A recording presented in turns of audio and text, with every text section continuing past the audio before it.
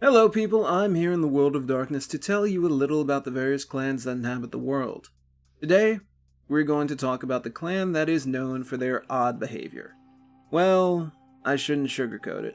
Frankly, they're known for being stark raving madmen and women, each and every one of them. That's why they've been labeled as the lunatics of kindred society. The Malkavians are twice damned. Once by the curse that affects every single one of their kind, and a second, more insidious anathema. Their embrace causes an individual to become deranged, to varying degrees. Each Malkavian's mental issues could differ widely from another. One Malkavian could suffer from a severe clinical condition, whereas another could just be listless, so caught up in their own heads that they often aren't of much help to anyone, let alone themselves. But it would seem as though there is a method to this clan's madness. For you see, this madness, as so many have called it, seems to allow the Malkavians some form of sight beyond sight.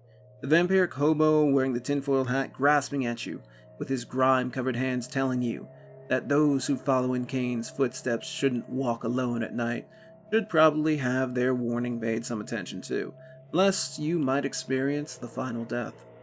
This is about the most straightforward prophecy these seers will give you. Oftentimes, their seeming prophetic words are so lost in the constant stream of insane ramblings or behavior that the true message of them isn't discovered until it's too late. But then again, their reputation as practical jokers doesn't help people take them seriously, especially when the last time a kindred followed their advice, she wound up losing the vast majority of her wealth in the stock market or dodging the guillotine that had been placed behind the door to her haven. These cruel jokes oftentimes have some meaning behind them. Do not care so much about your wealth, guard your home more closely. But the hidden message is usually lost as the victim is held back from murdering the lunatic behind them. Regardless of the state of their sanity, the Malkavians have been fulfilling the role as prophets in vampiric society since before the schism that saw kindred society break off into warring factions. For those dealing with the Malkavians, it's oftentimes a trial of their patience. Many Camarilla princes are willing to deal with a little madness, so long as it means that they are warned, however cryptically, of future events or of another's disloyalty. Their reputation for peering into the future started with the progenitor of the clan, Malkav, who, even in the times before his embrace, was known for his predictions. This insanity that the clan has become known for came to him after his embrace. Some Malkavians believe that their progenitor was a fallen angel before his embrace. Others believe that he was a child of Lilith. None truly know whether or not their lunacy is just showing itself, or if there's a nugget of truth to these beliefs. But one thing is for certain, it's that he became touched with an incurable madness sometime after his embrace, and that he is the second oldest antediluvian, twin to Oracle, progenitor of the Toreador clan. But that may not be his only relative among the antediluvians. Again, many of the lunatics have spread whisperings of his closeness to Saulat, the founder of Clan Salubri, and Set, who is worshipped as a god by his children. Whether he's actually a blood relative is not known, but his relationship to the two is well documented. Perhaps it's due to the fact that they shared a similar sire, perhaps Zilla, or maybe Enoch himself. There are also an incredibly large amount of stories that describe how Malkav gained his madness. My favorite one being how Cain at one point directly taught those of the blood. He tried to teach them to transcend creation's artificial barriers, to peer past the veil and become enlightened to the true universe. Malkav came just short. As the others struggled to understand the concept, he managed to get further than any of his brethren. As Malkav pulled the curtain back on reality's boundaries, he saw something that his mind could not handle. Immediately, as if stricken down by God himself, Malkav's ability to filter and interpret the world around him was affected. But this secondary curse was not for nothing. Despite failing in the task that Cain had set before him, the antediluvian gained an understanding of the universe that many can never dream of obtaining. Another tale paints a far different version of the vampire. He gorged himself on the blood of the second generation that proved far too much for him, rendering him insane, but with a greater understanding of the universe. another being that it was his punishment for doling out false prophecy, the kindred causing them to squabble amongst themselves. Regardless of the version you believe in, it's why the Malkavians to this day have a supernatural power to see things plainly that other kindred can't. It's just the interference from their incapability to filter their thoughts and the world around them that creates the problem. After the fall of the second city, the antediluvian traveled to Petra, a city in what is now modern-day Jordan, supposedly while traveling with only his mad thoughts to keep him company. The vampire was waylaid by something, be it another antediluvian seeking to get rid of him due to some perceived insight he had garnered from the man's increasingly incoherent ramblings, or was it something more sinister? No one can say. But after this day, the antediluvian hasn't been heard from since. Unless you're a Malkavian. Then you think he's constantly in contact with you, helping you pick out a blouse that matches your eyes, telling you the floor is lava, and the ever so popular "the end is nigh." Which may actually be truer than most would like to believe, but as always, with the vampire and his kindred deciphering fact from fiction is nigh on impossible.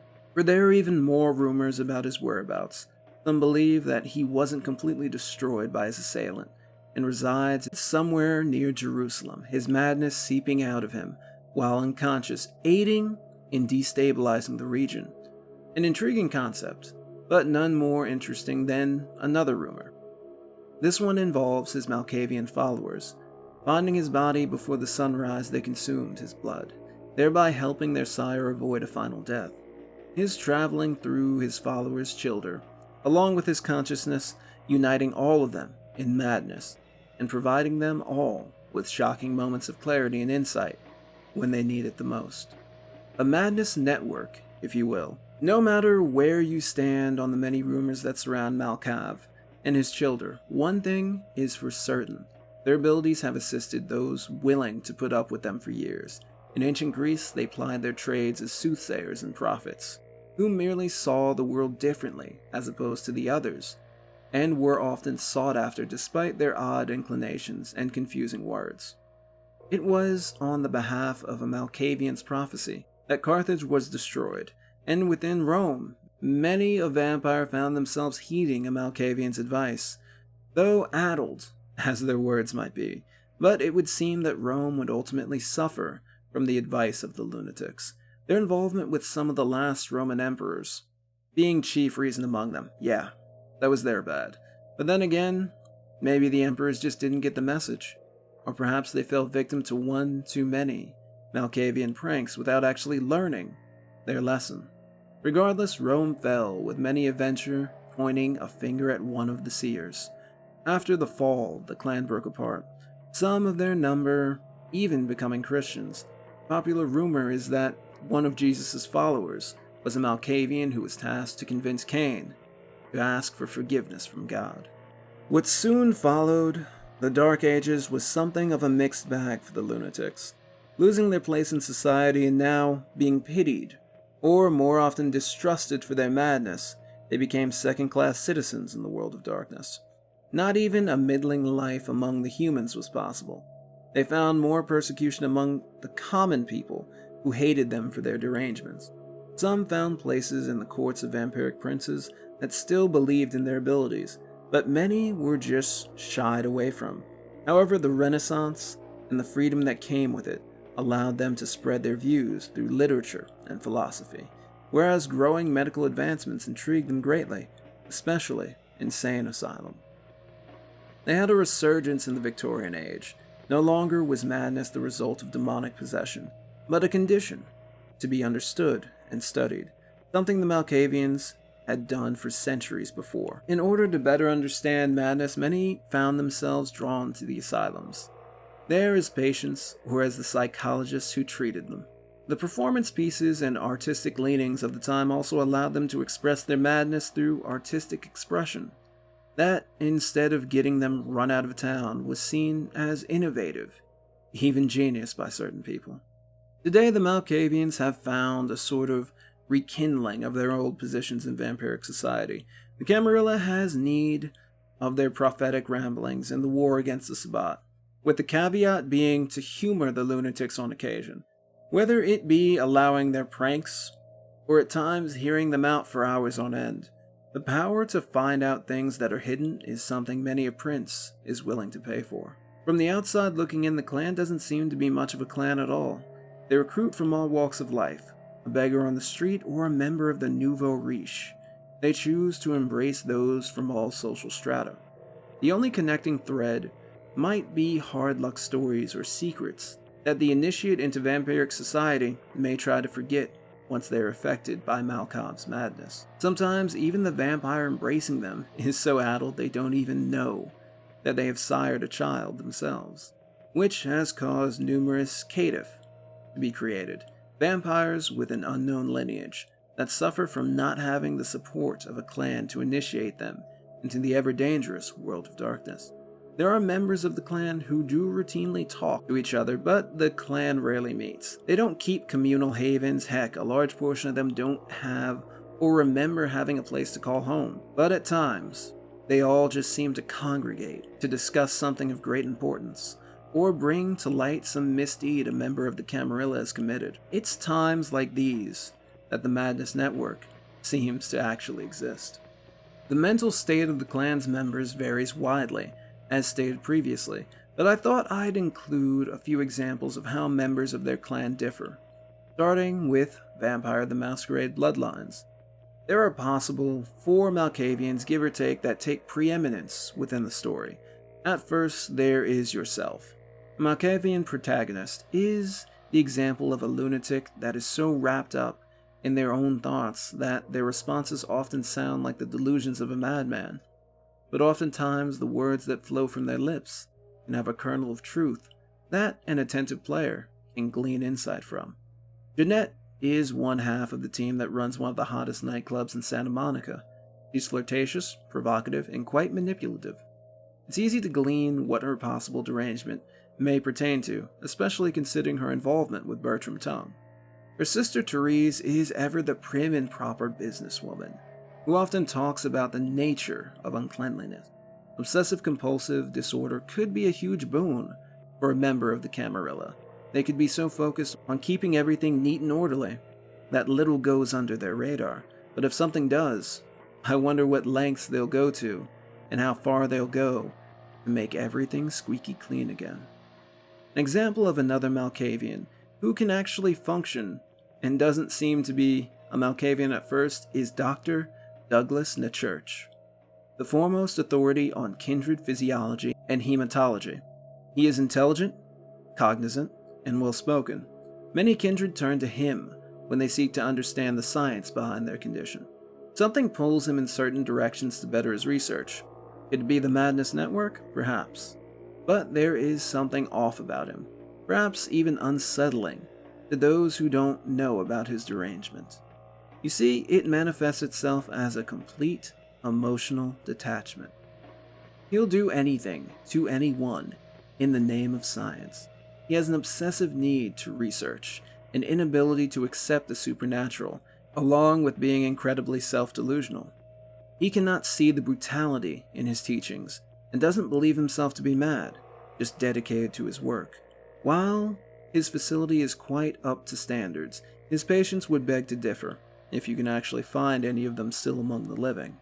Far too many have screamed in his sterile operating rooms, claiming to have no recollection of signing his release forms. In reality, the good doctor doesn't remember dominating them in order to get those forms signed. The clan's disciplines are auspics, which gives a vampire uncanny extrasensory abilities that at some times can be taken advantage of. Obfuscate, the uncanny ability that allows vampires to conceal themselves, even in the midst of a crowd, and the lunatic's claim to fame. Dementation, the ability to literally channel madness into the mind of another. In this way, the Malkavians can make others feel their madness, and not surprisingly, many a lunatic's enemy has not dealt with their derangements as well as they have. One ability in particular, by merely addressing his victims out loud, the kindred can drive targets into fits of blind rage or fear, forcing them to abandon reason and higher thought. Victims are plagued by hallucinations, of their subconscious demons and try to flee or destroy their hidden shames. The results are almost always catastrophic and have caused more than one kindred to dread his or her name being called aloud by a Malkavian. When it comes to other clans, they believe that there is something flattering in the way the Assamites hunt others, like the Malkavian is a little piece of their god. Whereas they view the Toreador, the childer of their own progenitors, brother, as sad. They are made up of the people they've harmed. Each time they feed, they become a little less.